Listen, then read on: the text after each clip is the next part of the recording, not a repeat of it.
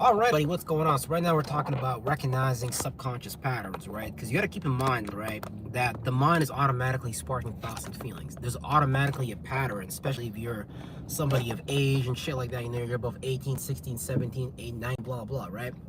The mind has this subconscious underlying pattern, meaning that there's a hidden motive towards our conscious actions that we take on a daily, right? But you have to take a look at what is the underlying motive behind the actions that I'm taking, meaning that consciously we could be wired to behave and to take on particular habits, and those habits and those behaviors are always evolving. So if we're not evolving to the better, that means actually be expanding a problem to the worse, right? And the only way you can get there is if you don't recognize this subconscious habit, if you don't recognize this subconscious behavior, this pattern that's running behind closed doors, right? So when you're looking at a car, you can look at a car from the outside, you can look at what action someone is taking objectively from the outside, but there's always going to be some form of underlying habit, underlying pattern that is beyond the conscious mind, that is based upon the subconscious mind and shit like that, right? When you're recognizing your subconscious patterns and stuff like that, you're gonna have to really look at the root reason of why is it that you take on behaviors and why is it that you're expanding on certain habits, right? Because habits and behaviors are not bad, but if we don't look at why is it that we're into certain habits, certain behaviors, then we have to understand that habits and behaviors can actually expand, and you can be so from going from one problem, you go to another bigger problem. So the problem becomes bigger, all because that individual, that person, didn't necessarily deal with that subconscious underlying reason, where like the actions they're taking is based upon some subconscious shit that they're not taking a look at. So behaviors and patterns automatically evolve. These things are just cycles and stuff like that, right? Because for someone, for example, right? For example, right? I'm not saying this is good or bad or something like that, right? But you can steal a Snicker bar from a candy store and shit like that. But if you get away with that, that might develop further and further habits of, you know, doing things beyond what the law legally suggests for you to do. Now, I'm not saying that's good or bad. I'm saying that we do things and these things evolve into habits and behavior and patterns. And if we don't study our habits, behaviors and patterns and shit like that, that may evolve to a negative end, right? Where for one easy example of that would be, you know, why people engage heavily into drugs. Saying drugs are anything bad, but doing it to an unbalanced way, where, you know, you're doing crystal meth or you're doing cocaine or whatever it is that you're doing. I'm not saying that there's anything wrong with even doing that in general. I'm just getting people to question, why is it that we expand on certain behaviors, certain habits, to the, you know, you hear about your favorite pop star, your favorite rock star, overdoing these things, overdoing these drugs to the point that now they're dead. Because the reason they was doing these drugs in the first place is to get away from something that was going on within them. Where, what's it called? Where that drug was distracting them from that feeling that they're dealing with within. Because sometimes people got, you know, skeletons in the closet. That's where that saying comes from. You know, skeletons in the closet.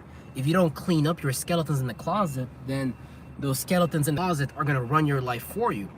And it's gonna be like automatic behaviors, kind of like automatic habits, right?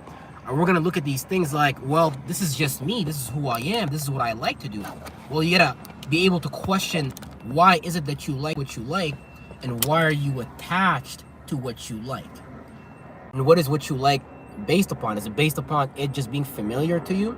Because you can be addicted to thoughts and feelings that are not good for you. But if you know it's not good for you, then you should be able to make a conscious decision to move away from these things. But we also got to look at, okay, that means that people are attached to something. So a lot of the times you can be attached to these subconscious patterns that are manifesting in your consciousness as you co-creating some type of toxic life. But if you're creating a toxic life, you really have to look at the subconscious underlying motivating reason of why would a person create a toxic life, a toxic environment in their mind mentally first, and then a toxic life, a toxic environment in their external outward reality, right? Because everything that we do externally is always going to be based upon what's going on internally, right?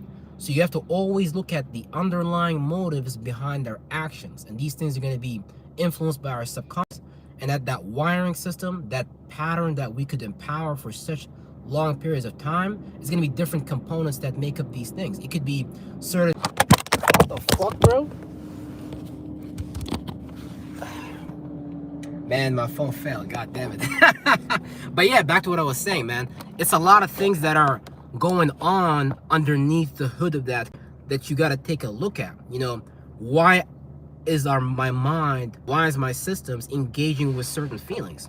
Why is my mind engaged with certain thoughts? And if I'm engaged with certain thoughts, if I'm engaged with certain feelings, and these things are a part of that pattern that I'm trying to break, then it's just really as simple as taking your awareness, taking your mind, and putting attention on something else. And when you take that attention, that awareness, and you put it on that something else that you want to do or you want to be, whatever it is, it's going to start accumulating a cycle, right? Because a lot of the times, subconsciously, we could be unknown, still consciously investing into that cycle of, you know, negative thoughts and feelings. You know, they call this in like Kabbalah or whatever the Ouroboros, because the Ouroboros is a cycle, and that cycle is based upon whatever the mind is invested in. That's exactly what the 3D body, the avatar, the zombie, is going to take on as, you know, behavior and habits and stuff like that. That's why it's really important for an individual to question why they do what they do, to question why they think the way they think, to question why they feel the way they feel. Because a lot of the times we create these things on our mind and we interpret reality based upon how we are. Because reality is just reality. But we're always interpreting reality based upon where our mind is at. And if our mind is not in a healthy space, if our mind is not in a clarity space, a clear space, we may actually interpret reality in a really negative way, right? And we can create the way for a negative event to happen or an unbalanced circumstance. Because a person that can't handle their anger, can't handle their emotions, may become emotional, chaotic, and angry at the wrong time and make a circumstance, situation way worse than what it is. Where, for example, a child could just be simply asking you, hey, dad, you know, can you take me to the Cineplex or to the movie theaters, whatever like that. But how that father deals with that, deals with their own internal world, may cause them to react to that child in a very angry manner, to the point that that child may now be afraid to speak up for what it is that they want and need.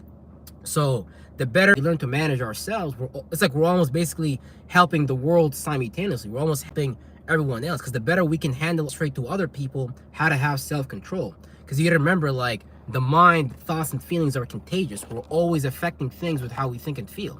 How we feel, our mentality is always rubbing off on other people. So it's like, you know, when people don't question their subconscious pattern, when they're not recognizing the underlying motives behind those things, it's like you can just be automatically creating some shit on your mind that's going to manifest as a circumstance, situation based upon the state of being that you resonate with. That's going to be some negative shit. And it's like, then we're just enforcing this negative reaction based upon our negative minds and shit like that. And it's like, itself can be very negative. A lot of the time society can be very negative, blah, blah, blah, right?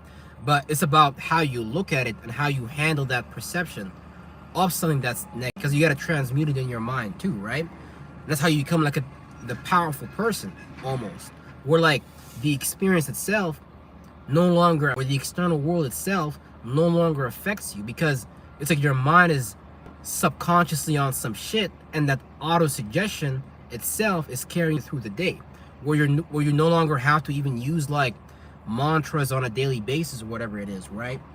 Because your mind is already resonating with, so there's already a natural mantra going on.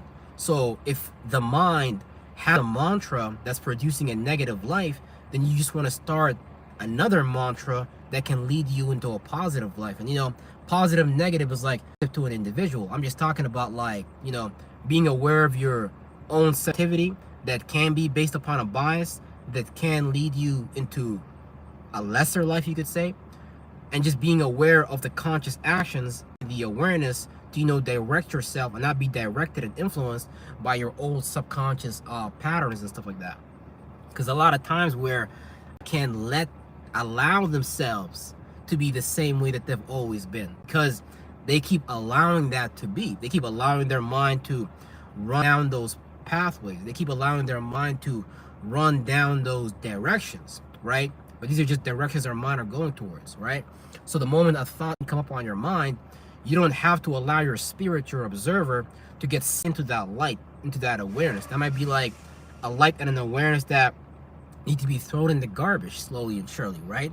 So the more consciously aware you are of your subconscious pattern, then you're able to consciously decide, okay, what reality is it that I want to jump to based upon that ideal life.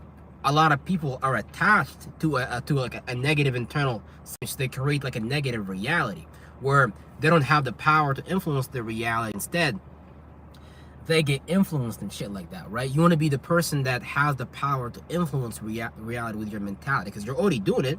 You're already in reality, but you don't want to do it from a space where you're disempowered, because a lot of people that play the victim card, they just feel like they don't have the ability, the power to influence or change their lives. They feel like something outside of them has the power, the authority to, you know, influence their lives and shit like that. But the power is truly with you. And the power is just simply what you're aware of and whatever it is that you're observing as reality. Because you remember, reality is a solid illusion. What influences reality is the thoughts and feelings on our minds. So reality is both solid and static, but we can change the solid with what's going on statically in our mind. Is we creating spectrums, bandwidths of frequency that are not leading us to that idea, or are we creating bandwidths and spectrums on our mind that are leading us towards our demise? A lot of the times, a person may be coming from a negative space in their life, and consciously, unknowingly, they may continue to, you know, create that cycle where they're still, where their mind, their observer, is still trapped in that old reality, where they're not seeing, you know, where they're not seeing their capabilities, they're not seeing, you know, themselves, they're not seeing how they can themselves change their life. A lot of people don't put in the shoes to change their life just because, like, oh no, I'm not supposed to do that. No, I don't have authority to do that. The moment you give your power to something outside of you, you're giving the thing outside more power over you. And it all could just be based upon some cleverly self-created subconscious illusion where we give the outer world more power just based upon how we perceive ourselves. That's why it's also really important to have a healthy self-image, because without a healthy self-image, then it's like you'll pretty much like diminish yourself in the world and make yourself less than, where whatever it is that you decided that you are worth, that's exactly what you got. So whatever price you asked of life, that's the price that life gave you. So it was up to the individual to decide what is it that they're worth, and life just gave you what you're worth, because that's what you're exuding automatically. And you could be operating on a unconscious pattern that says you're not worthy, and you're saying all these things that show people you're not worthy, and they're treating you like you're not worthy, because that's to the world. The energy you're giving to the world is the energy that the world's giving back to you. Where if you put yourself in a position of, you know, self-respect, you would find out that everyone around you will just automatically respect you, because you're naturally exuding the behaviors and the patterns, and you're saying shit that show people you have self-respect. Right? So a lot of the times, if you have that shit as like a part of your subconscious pattern, right, man, you might manifest people disrespecting you, not even knowing why, but you created that life for yourself. No one, like, but people are doing that to you because you chose it yourself. It's that type. Or like, being a loser doesn't exist. You have to resonate with being a loser to actually, like, do those behaviors, people to look at you like, man, this person is a sucker. Yeah, let me go rob that person. Like, you have to behave that way for me to see it. Behaving that way, you have to really question, what is it that I'm subconsciously operating within, and what's the underlying motive of it that's causing me to, you know, keep up that pattern. Because once you question that pattern, once you just take your awareness and start to invest it into a new cycle, you start to see that cycle condense itself into your life just via behaviors, your mannerisms, the way you speak, the way you carry yourself. So it's only natural for you to create the objectivity around your subjectivity, where if you go get a new form of subjectivity, you can subjectively believe in your own space that, hey man, I'm not worth it, I can't do this. What you think you're going to do about your life externally? Nothing. You're going to allow other people, places, and things outside of you to have more power and control over your life, because you have subjectively created the belief in your own space that you can't do something, you don't know something, so you're going to be like, oh, I need Jim Bob to do this for me, or whatever it is. But all these things are motivated by our subconscious and shit like that, right? With that being said, man, I gotta go back to work now. That's all I have for today. And yeah, I'm gonna see y'all tomorrow. Peace out, man.